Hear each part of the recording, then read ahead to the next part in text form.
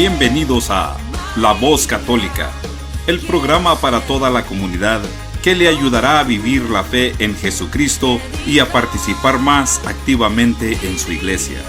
Y ahora con ustedes, Blanca Prim y el Padre John Mario García.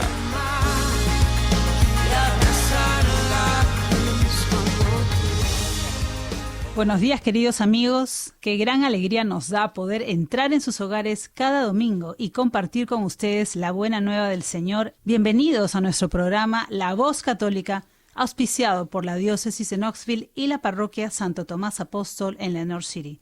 Los saludan Blanca Prim y el Padre John Mario García. Buenos días, Blanca, y a todos ustedes, queridos hermanos, querida familia, los saludamos con gran alegría. Les agradecemos porque nos permiten acompañarlos y comunicarnos con ustedes desde los diferentes lugares donde se encuentren. Les damos la bienvenida a su programa La Voz Católica. Hoy estaremos hablando de un tema muy actual y necesario, que es el cuidado de nuestra salud y de nuestro cuerpo en este tiempo de pandemia. Por eso hemos invitado al doctor Germán Alvarado, médico epidemiólogo, en una entrevista muy importante sobre las vacunas contra el COVID-19. Así que sigan acompañándonos. Bueno, hermanos, como todo lo nuestro, iniciemos nuestro día poniéndolo en las manos de Dios. En el nombre del Padre, del Hijo y del Espíritu Santo. Amén. Señor mío Jesucristo, Pastor, mírame, mira mi cuerpo, que es semejante al tuyo. Mira con ternura mi cuerpo, este cuerpo que es obra de tus amorosas manos. Mira sus enfermedades y sus debilidades. Tú que estás lleno de misericordia, toma cada uno de mis órganos. Dale un poco más de tu aliento de vida. Alivia todo dolor con tu caricia. Aquí tienes mi corazón, Señor, que fluya en él tu preciosísima sangre y lo liberes de toda obstrucción y de toda perturbación. Sana, Señor, también toda raíz del mal que pueda enfermar mi corazón, todo odio, toda desilusión, todo miedo, todo recuerdo desagradable. Adorado y amado Jesús, pasa por cada célula de mi cuerpo, restáuralo, devuélvele vida y fortaleza. A todas las partes de mi cuerpo, abrázala y penétrame con tu santísima salud. Señor Jesús, te entrego mi enfermedad. Tú conoces bien las causas de estas enfermedades. Sana, Señor, la raíz de mi enfermedad. Destrúyela con tu fuego divino. Ayúdame a descubrir tu presencia maravillosa, ya que vivir en ti, en medio de cada cosa que me toca vivir, me hace estar fuerte. Hazme fuerte con tu poder e ilumina aquellas zonas oscuras de mi alma. Amén. Como siempre en nuestro programa, hoy vamos a reflexionar el Evangelio Dominical. Escuchamos en el día de hoy el Evangelio de San Lucas, capítulo 24, versículo del 35 al 48. Cuando los dos discípulos regresaron de Emaús y llegaron al sitio donde estaban reunidos los apóstoles, les contaron lo que les había pasado en el camino y cómo habían reconocido a Jesús al partir el pan. Mientras hablaban de esas cosas, se presentó Jesús en medio de ellos y les dijo: «La paz esté con ustedes». Ellos, desconcertados y llenos de temor, creían ver un fantasma, pero él les dijo: «No teman, soy yo». ¿Por qué se espantan? ¿Por qué surgen dudas en su interior? Miren mis manos y mis pies. Soy yo en persona. Tóquenme y convénzanse. Un fantasma no tiene ni carne ni huesos, como ven que tengo yo. Y les mostró las manos y los pies. Pero como ellos no acababan de creer, de pura alegría, y seguían atónitos, les dijo: ¿tienen aquí algo de comer? Le hicieron un trozo de pescado asado. Él lo tomó y se puso a comer delante de ellos. Después les dijo: lo que ha sucedido es aquello que les hablaba yo cuando aún estaba con ustedes, que tenía que cumplirse todo lo que estaba escrito de mí en la ley de Moisés, en los profetas y en los salmos.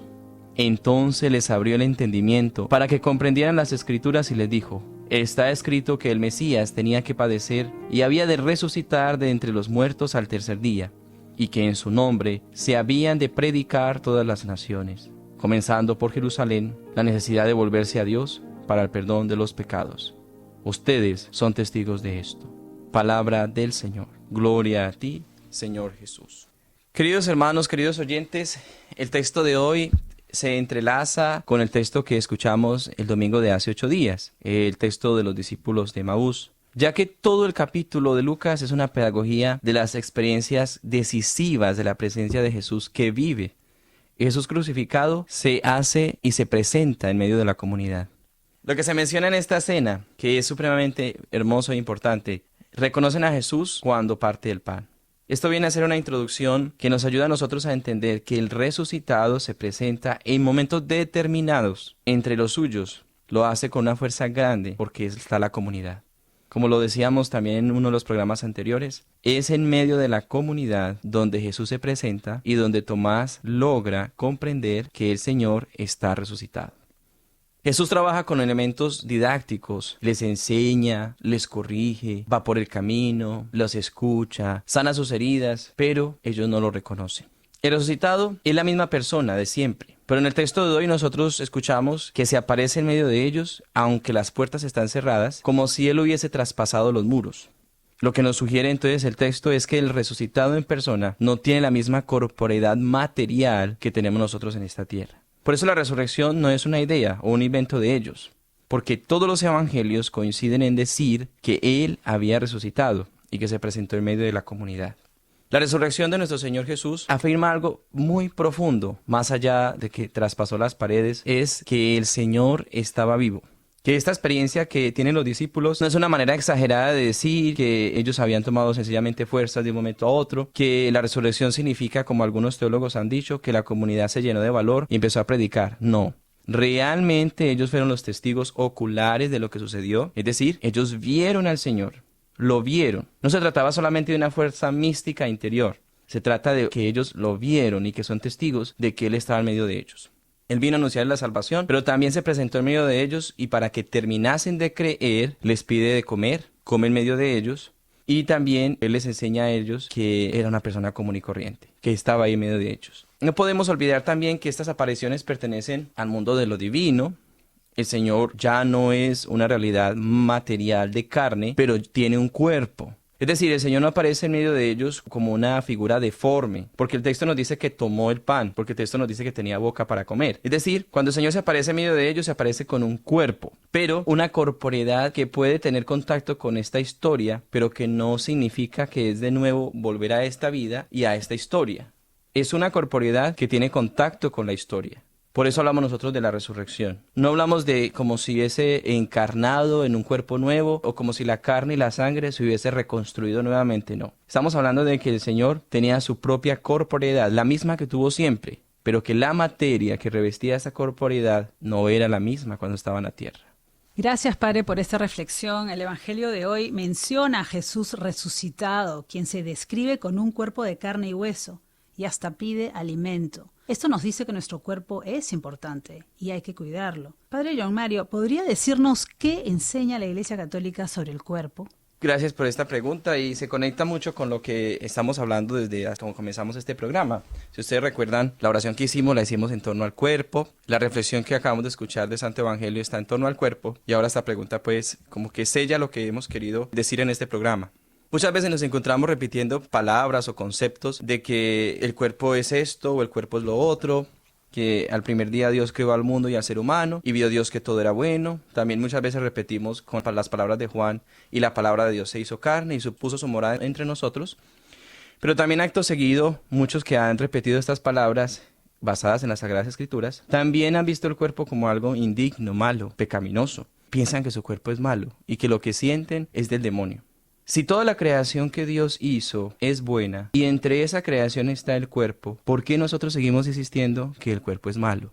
Por ejemplo, el misterio de la encarnación nos comunica que el mismo Jesús tuvo que hacerse carne, nació del vientre de la Santísima Virgen María, y nos dice el Evangelio de Lucas que lo envolvió en pañales, era un niño común y corriente, empezó a crecer, tuvo amigos, etcétera, porque solamente lo podía hacer a través de su corporeidad.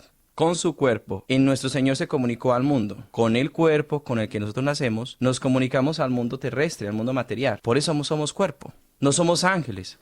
Entonces, si fuimos creados por Dios, y si todo lo que Dios creó es bueno, si Jesús se encarnó y comió y bebió entre nosotros, ¿por qué entonces despreciamos el cuerpo? Porque hay muchos, por ejemplo, que no cuidan su cuerpo, o porque, por ejemplo, muchos piensan que el cuerpo es malo. A través de nuestro Señor Jesús podemos entender la grandeza y la sacralidad del cuerpo. Y a través del cuerpo nosotros somos capaces de reconocer y de conocer el mundo que Dios nos dio, que nos rodea, de trabajar, de amar, de sentir. El cuerpo es como el propio hogar. Y ya no tendríamos que decir que el cuerpo es como la cárcel del alma, sino que el cuerpo es el hogar del alma. Qué lindo y qué hermoso decirlo. Padre, lamentablemente, en medio de esta pandemia del coronavirus, mucha gente ha perdido la vida, causando mucho dolor a la humanidad. ¿Nos podría decir cuál es la posición de la Iglesia Católica ante las vacunas contra el COVID-19? Blanca, gracias a la información que la Iglesia ha dado y que incluso desde el Vaticano nos han explicado el sentido de las vacunas y nos han explicado cómo se ha construido, pues podemos nosotros con tranquilidad vacunarnos, ¿cierto? La posición de la Iglesia Católica ante las vacunas es un apoyo constante, podríamos decirlo así, ante el descubrimiento de la ciencia. Dios ha dado la inteligencia a los humanos, a los seres humanos, para que esa inteligencia también se desarrolle siempre para el bien de la humanidad. La vacuna es el resultado de la inteligencia humana, a la que nosotros llamamos la ciencia, para el bien de la humanidad. Una vacuna nos protege a nosotros, a los seres humanos, de un virus que puede acabar con miles de personas, miles de vidas, como lo ha hecho hasta ahora. Si la enseñanza de la Iglesia Católica es el cuidado de la vida constantemente, en todos los sentidos, incluso antes de su nacimiento, desde la concepción misma es el cuidado de la vida, ¿cómo no apoyar una vacuna que es también para el cuidado de la vida? Por eso, la posición de la Iglesia frente a esto es que siempre hay que buscar lo que sea mejor para el bien común. No siempre hay que pensar en el bien particular, sino en el bien común. En este momento, la vacuna del COVID-19 es necesaria para un bien común, para que nuestra humanidad persista, ¿no? Y para que no sigan muriendo tantas personas a causa de este virus que es tan imperceptible. En el tema de las vacunas también podríamos añadir que algunas personas tienen como la creencia o han escuchado de que las vacunas no se pueden poner porque tienen, digamos, investigaciones con fetos o tienen residuos de algún feto, etcétera, etcétera. Por supuesto, dentro de la investigación, la Iglesia, dentro del documento que el Papa Francisco nos regaló, nos dice que posiblemente hubo alguna investigación, pero que las vacunas en sí mismas no contienen ningún residuo de fetos. Lo más importante es que quien se aplique la vacuna o reciba la vacuna tenga la firme conciencia de que no apoya ningún tipo de aborto ni nada en contra de la vida. Porque también podríamos decir nosotros que en sí mismo decir que no se va a poner la vacuna es también atentar contra la vida. Vamos a escuchar más adelante al doctor Germán Alvarado, que nos va a hablar un poco más profundamente de este tema de la vacuna y la célula de abortos y nos va a explicar un poco más de qué se trata, ya escuchando la voz de un médico especialista en esto. Gracias, Padre John Mario, por sus aclaraciones y sus enseñanzas. Y ahora, amigos, es el momento de nuestra entrevista del día de hoy. Tenemos el gran gusto de contar con la presencia en el programa del doctor Germán Alvarado. Él es médico graduado de la Universidad Peruana Cayetano Heredia, con maestría en salud pública de la Universidad Libre de Bruselas, en Bélgica, y tiene un doctorado en epidemiología de la Universidad del Estado de Michigan, en los Estados Unidos. Actualmente también es docente universitario en el Perú. Bienvenido al programa, doctor Alvarado. Muchas gracias, Blanca, por invitarme y un saludo a todos los oyentes de La Voz Católica. Doctor, nos alegra mucho su presencia el día de hoy porque usted, como hombre de ciencia y hombre católico, nos dará muchas luces para comprender el tema de la vacuna y cuán importante es para toda la comunidad. Doctor Alvarado, lamentablemente en nuestra comunidad muchas veces creemos la información incorrecta sobre la vacuna que circula en las redes sociales, propagando ideas erróneas, como por ejemplo que al ponerse la vacuna nos pondrán un microchip o cambiarán nuestro ADN y otros mitos más. Doctor, ¿nos podría explicar cómo funcionan las vacunas contra el COVID-19 en nuestro organismo? Y si nos pudiera explicar también las diferencias entre las vacunas disponibles en Estados Unidos, que son Moderna, Pfizer y Johnson & Johnson. Sí, Blanca, bueno, nuevamente muchas gracias. En realidad estamos en una época que tiene varios desafíos. Nos ha tocado vivir en una época en la cual hay una pandemia. No es la primera pandemia que ocurre. En 1918 hubo una gran pandemia de influenza que ocasionó 50 millones de muertos en el mundo. Y luego han habido otras. Los que son un poco mayores recordarán, por ejemplo, la epidemia del VIH que mató cerca de 40 millones de personas en los años 70, 80 e incluso 90. Y bueno, en esta época que nos ha tocado vivir, nosotros tenemos que combatir esa pandemia con todas las armas que tenemos a nuestra disposición. Este programa es acerca de las vacunas, pero hay que recordar que las vacunas no son la única arma que tenemos. Sin embargo, son un arma muy importante para combatir muchas enfermedades y en particular esta enfermedad del COVID-19, que como saben es muy contagiosa.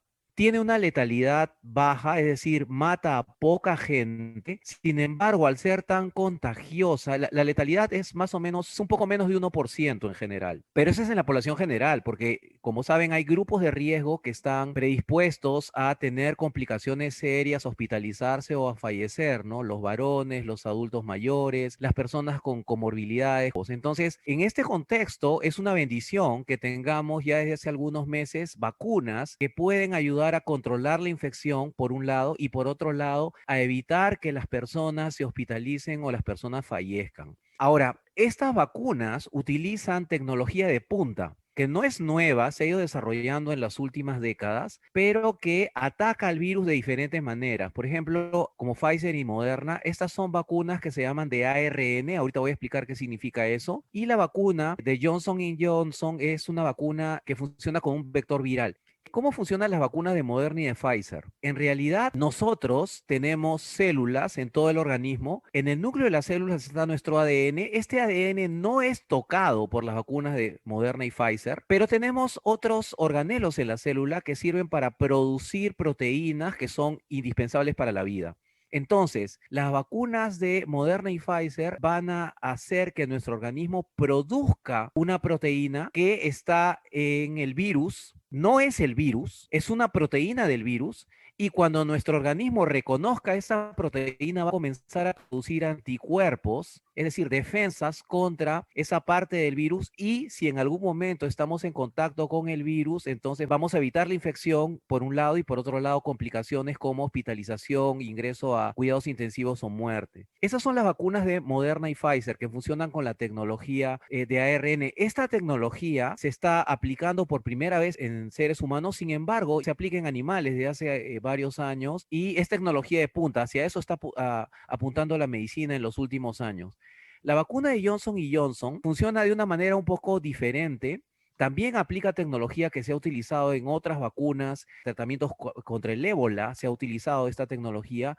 Lo que hacen es utilizan un virus que es más o menos inocuo, que se llama adenovirus, y este adenovirus ingresa al cuerpo de la persona, en realidad no le va a producir mayores problemas, pero el adenovirus va a hacer que también células de nuestro organismo comiencen a producir anticuerpos contra esta proteína del coronavirus. Entonces, por distintos mecanismos, tanto las vacunas de Moderna y Pfizer como la vacuna de Johnson Johnson, lo que van a hacer es le van a enseñar a nuestro cuerpo a producir defensas contra el virus. Ojo, las vacunas no tienen el virus, pero ustedes dirán, pero yo he leído una noticia que estuvo circulando por WhatsApp donde alguien se vacunó y después se enfermó. Probablemente esa persona ya estaba infectada desde antes y ha sido una coincidencia que haya desarrollado la enfermedad luego de vacunarse. En realidad, las vacunas no tienen el virus, lo que tienen son distintos mecanismos que le van a enseñar a tu organismo a producir anticuerpos, a producir defensas contra el virus. Ahora, aquí hay un tema que puede ser de preocupación porque sé que entre los oyentes hay muchas personas católicas devotas y que están en contra del aborto. Yo también estoy en contra del aborto, es más, he hecho un juramento hipocrático para defender la vida y la salud. Y entonces, ¿qué pasa? Algunas de estas vacunas, y no solo de estas vacunas, sino de otras vacunas que ya existen en el mercado, han sido producidas con líneas celulares que se originaron a partir de abortos que se realizaron en la década de los 70s y 80s. Ojo, las vacunas no tienen células de bebés. Tampoco se ha matado a ningún bebé para producir las vacunas actuales contra el coronavirus. Sin embargo, algunas de estas vacunas se han producido con líneas celulares. O sea, ¿qué cosa es una línea celular? Son células que se han cultivado a partir de otras células muy antiguas. Entonces, pueden sacarme de la piel células que luego se pueden cultivar y estas pueden estar disponibles y pueden replicarse durante mucho tiempo. Entonces, en la década de los 70s y los 80s se produjeron líneas celulares que provinieron efectivamente de abortos. Lamentablemente, algunas vacunas han utilizado estas líneas celulares en la producción de las mismas. Eso es el caso de la vacuna de Johnson Johnson. No es el caso de la vacuna de Moderna y Pfizer, las cuales no han utilizado estas líneas celulares que provienen de abortos antiguos. Sin embargo, para los que son católicos devotos o en general las personas que defienden la vida y están en contra del aborto, como yo que estoy en contra del aborto, ya el Vaticano abordó este tema desde el año de 2006 porque este problema no es solo con estas nuevas vacunas, sino también con algunas otras vacunas que ya están en el mercado.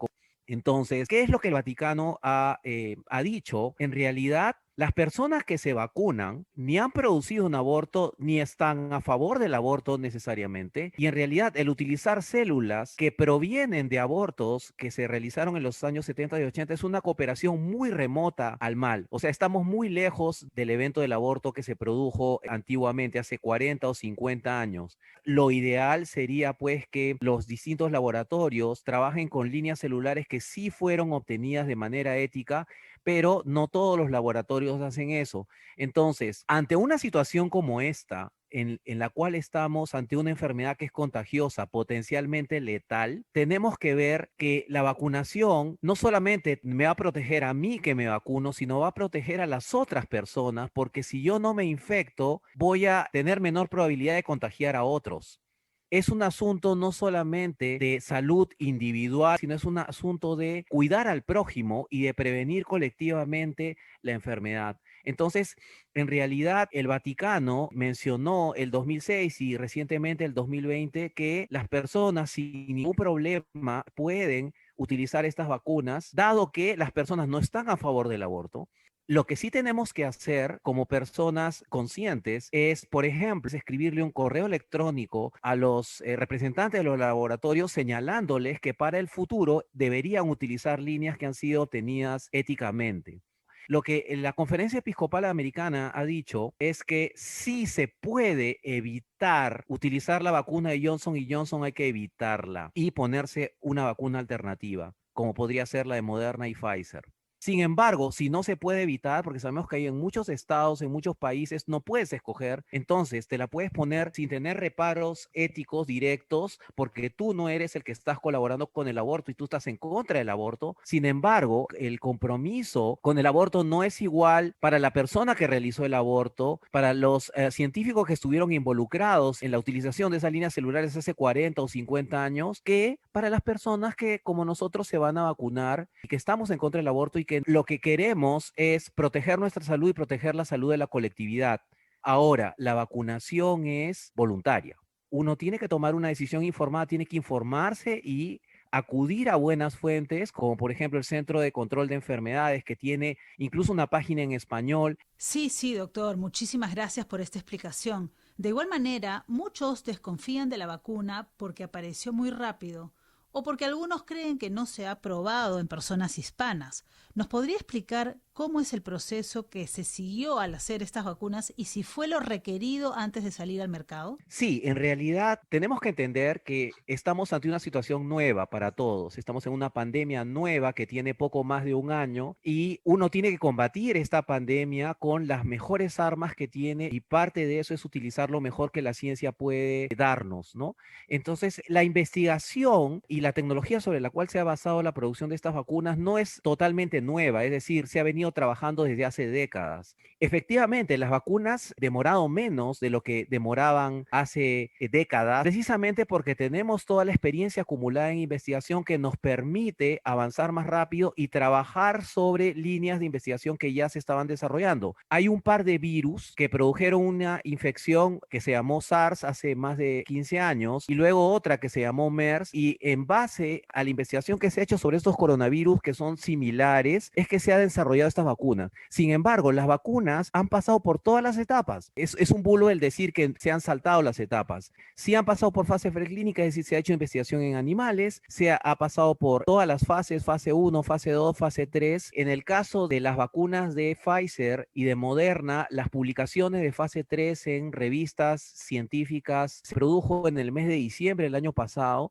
En el caso caso de Johnson y Johnson, todavía no está disponible la publicación de fase 3, sin embargo, pero el laboratorio ha hecho un informe muy detallado ante la FDA y la FDA ha aprobado la vacuna en base a la información de seguridad y en base a la información de eficacia. La eficacia de las vacunas de Pfizer y Moderna es bastante buena. La de Pfizer está alrededor de 95%, la de Moderna está un poquito más abajo, casi igual, 94, 93%. La de Johnson Johnson está en 67% más o menos. Entonces eso es algo muy bueno. Tenemos ahora una herramienta más para combatir la epidemia que no teníamos hace unos meses.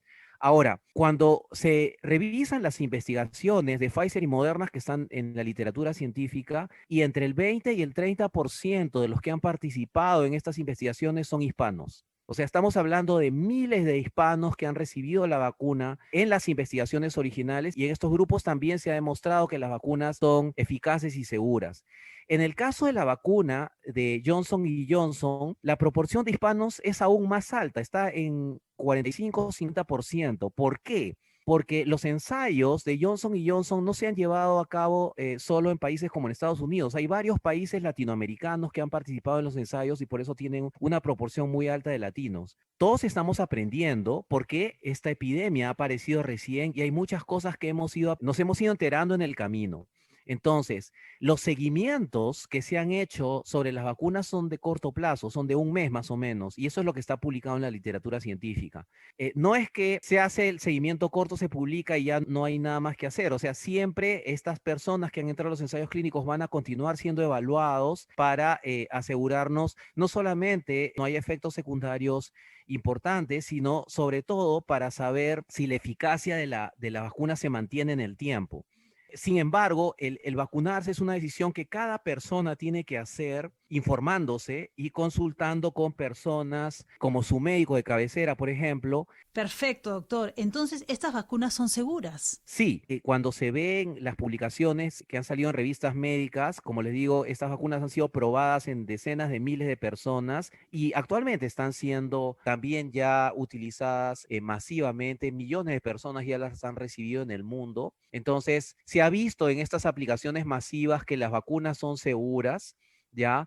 Existen algunos efectos secundarios que pueden ser comunes y son menores, ¿no? Dolor en la zona de inoculación, hinchazón temporal en la zona de inoculación, a veces hay malestar general, pero en general las vacunas son seguras. Sin embargo, todos los medicamentos tienen efectos secundarios y los medicamentos solamente deben ser utilizados cuando estos están indicados. Hay casos muy raros, pero existen, de personas que pueden sufrir reacciones alérgicas severas a estas vacunas. Entonces, ¿quiénes son los que no se deben vacunar? Hay dos sustancias que se utilizan, digamos, en las vacunas, tanto Pfizer y Moderna como en las vacunas de Johnson y Johnson, que se llaman polietilenglicol y polisorbato, ¿ya? Son sustancias que se usan en muchos medicamentos, no solamente en estas vacunas. Si alguien tiene historia de alergia al polietilenglicol o al polisorbato, debe evitar ponerse estas vacunas.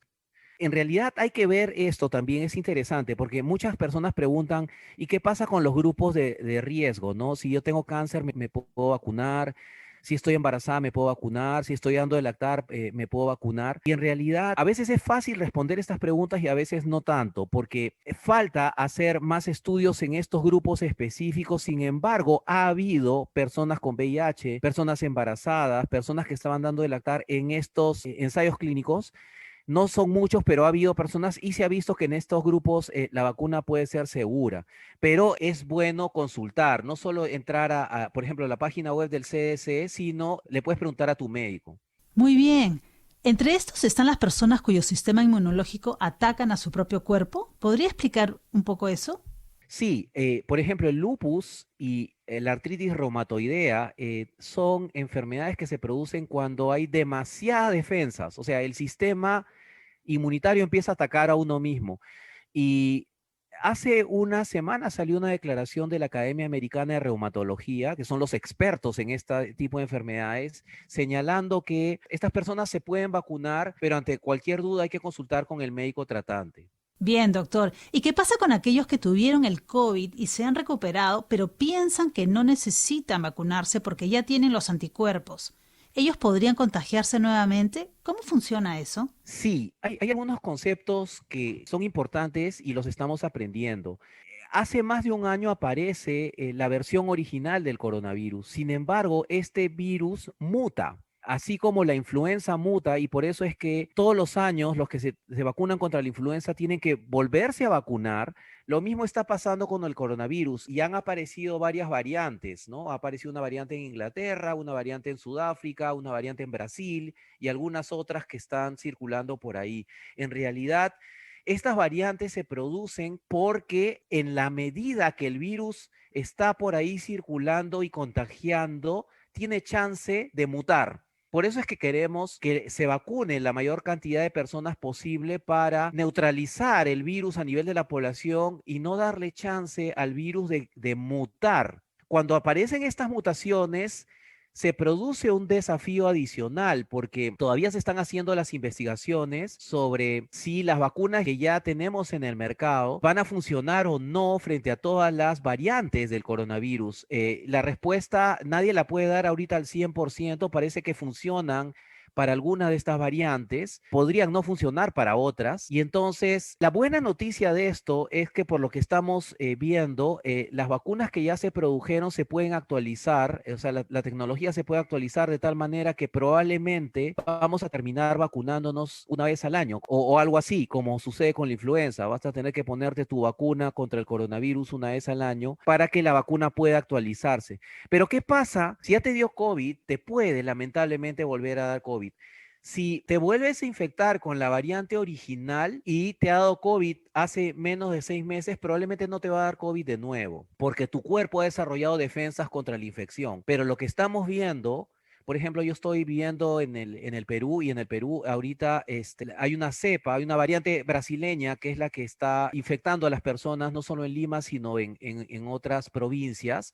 Y entonces se está viendo que personas que se habían infectado el año pasado, se habían enfermado el año pasado, se están infectando con esta nueva cepa. Entonces, que te haya dado COVID no significa que ya estás librado del COVID por el resto de tu vida. Hay algunos virus que son así. El virus incisional respiratorio, por ejemplo, te da inmunidad, pero esa inmunidad es temporal. Lo mismo parece estar ocurriendo con el COVID. Y por lo que las distintas investigaciones están mostrando, más o menos la inmunidad por COVID te dura 6 meses. Pero este tiempo es relativo. Las personas mayores, por ejemplo, tienen una inmunidad que dura menos tiempo.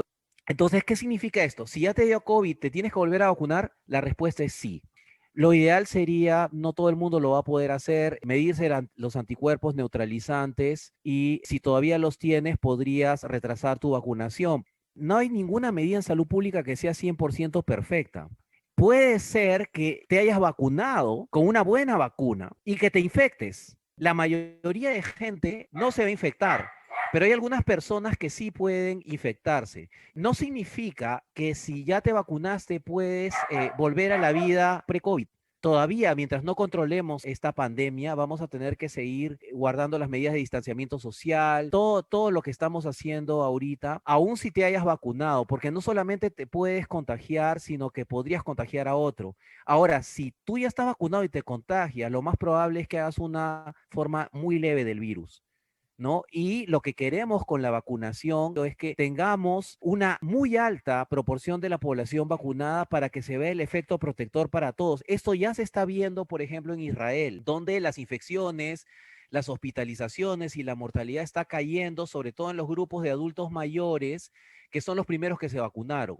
Pero Israel ya tiene al 50% de su población que ha recibido 2 dosis. Es el único país que ha logrado hacer eso hasta ahora. Pero esperamos que a esta buena situación de un altísimo porcentaje de la población vacunada se llegue. Están viviendo en Estados Unidos en pocos meses, ¿no?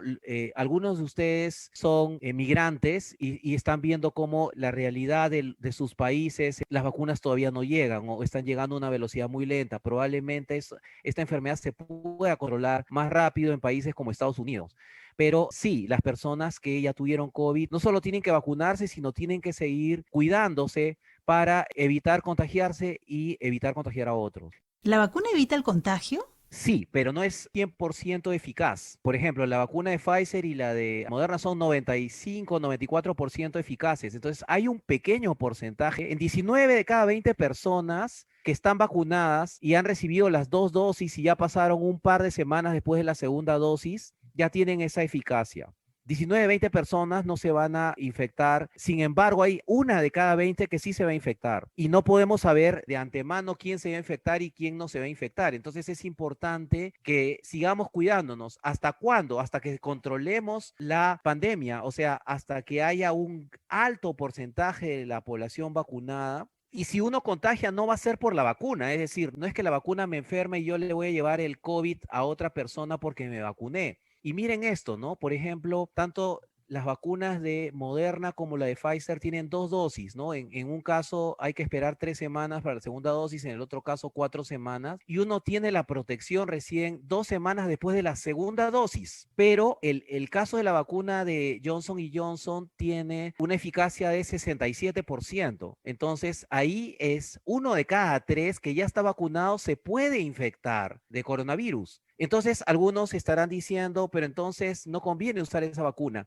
Sí puede convenir, porque no solamente se trata de que no te enfermes, porque si finalmente te enfermas y te da una enfermedad leve, en realidad como una gripe o un resfrío leve, no pasa nada, ¿no? Lo que queremos evitar es que vayas al hospital. Entonces, tenemos todavía que seguir cuidándonos y cuidando a los demás. Yo sé que eso en algunos países es bastante delicado porque hay personas que no quieren usar mascarilla, etcétera, pero no solamente uno lo usa por uno mismo, uno lo usa para proteger a los demás.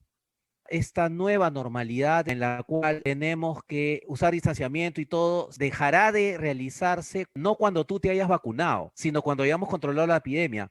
Parte de las medidas para controlar la epidemia son las vacunas, pero no es la única medida. Tenemos que usar todas las medidas hasta que digamos, bueno, esto se acabó. Mientras por lo menos no haya llegado a un porcentaje bien alto de vacunación en tu propio país o en tu propio estado, todavía hay que usar las otras medidas para poder prevenir la enfermedad. Perfecto, doctor. Ya llegamos al final del programa y tengo una última pregunta para usted. Y es, ¿qué recomendaciones nos podría dar si tenemos que viajar en bus o en avión por largas horas? ¿Cómo cuidarnos?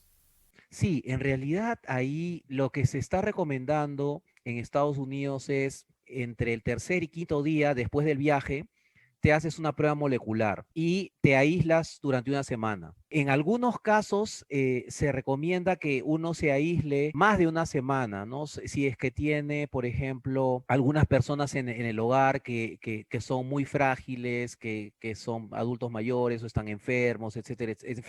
Las recomendaciones varían de país en país, ¿no? Hay que, bueno, además de usar la mascarilla, hay algunos que están usando caretas faciales. El lavado de manos es muy importante. Ahora, hay que guardar el distanciamiento social si se puede, ¿no? Tratar de, en algunos lugares hay aforos para los buses y tratar de tener ventilados los ambientes. Es mucho más seguro estar en espacios abiertos. Muy bien, gracias doctor Alvarado. Ha sido una gran bendición tenerlo hoy en el programa y desde ya le extendemos una invitación para tenerlo nuevamente con nosotros en La Voz Católica. Muchísimas gracias, Blanca, por la invitación. Cuando quieran, aquí estamos y deseo que les vaya muy bien en todo y muchas gracias. Bueno, queridos oyentes, queridos hermanos, también quería añadir a estos avisos que en la catedral cada vez vamos apoyando más la formación de las comunidades hispanas.